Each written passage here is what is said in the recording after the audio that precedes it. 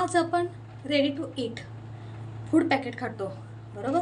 माहिती ना, जे फक्त फूड आणायचं, फक्त गरम पाण्यामध्ये ठेवायचं आणि गरम करायचं, किंवा डायरेक्ट आपण ओव्हनमध्ये पण गरम करतो. असे आजकाल ह्याच्यामध्ये खूप दाल पावभाजी वगैरे. आणि जी मुलं अशी मतलब हॉस्टेलमध्ये राहतात, बॅचलर राहतात, त्यांच्यासाठी ते खूप इझी झालेलं आहे रेडी टू ईट. का तुम्हाला माहिती आहे का ह्याची सुरुवात कशी झाली, कोणी लावली, कोणत्या देशाने लावली? आज मी तुम्हाला सांगते. पूर्वी कसं 1819मध्ये ना फ्रान्समध्ये ते तिकडचे सैनिक होते, सोल्जर.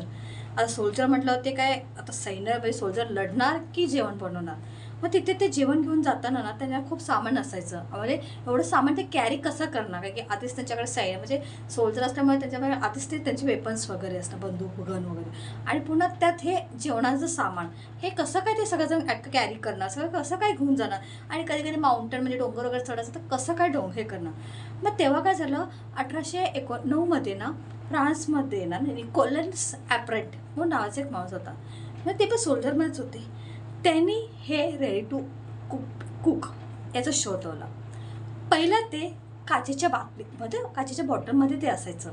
मग त्याच्यामध्ये ते काय, फक्त सैन्यानं फक्त दिलं सोल्जरला आणि त्यांनी फक्त कुक केलं, थोडंसं शेकोटी पडून गरम करून खाल्लं, झालं. मग त्याच्यासाठी काही चिरायची गरज नाही.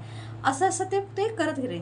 मग 19व्या शतकामध्ये हळूहळू त्याचा प्रसार अमेरिका देशामध्ये झाला.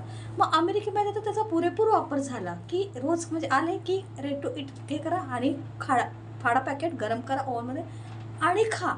मग त्याच्यानंतर हळूहळू जसं जसं थोडा काळ पुढे झाला, ते आपल्या मग भारतात यायला लागला.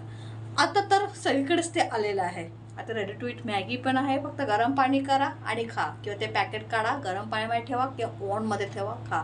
आता तर खूप साऱ्या व्हरायटी आल्या आहेत. पावभाजी, डोसा, इडली, वडा, सांबार, सगळा बिर्याणी, दाल मखनी वगैरे, वरण भात, सगळं तू आता रेडी टू ईट झालेलं आहे. खरं ह्याचा शोध कोणी लावला? 1819मध्ये निकोलस ॲप्रेंट या माणसाने लावला.